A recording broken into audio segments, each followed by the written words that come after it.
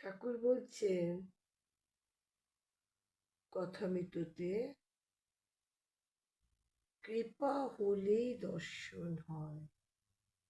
তিনি জ্ঞানসূর্য, তার একটি কিরণে এই জগতে জ্ঞানের আলো পড়েছে, তবেই আমরা পরস্পরকে জানতে পারছি আর জগতে কত রকম বিদ্যা উপার্জন করছি।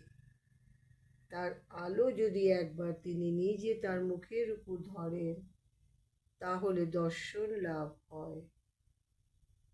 সার্জন সাহেব রাত্রে আঁধারে লণ্ঠন হাতে করে বেড়ায়, তার মুখ কেউ দেখতে পায় না, কিন্তু ওই আলোতে সে সকলের মুখ দেখতে পায় আর সকলে পরস্পরের মুখ দেখতে পায়। যদি কেউ সার্জনকে দেখতে চায়, তাহলে তাকে প্রার্থনা করতে হয়, বলতে হয়, সাহেব কৃপা করে একবার আলোটি নিজের মুখের উপর ফেরাও। তোমার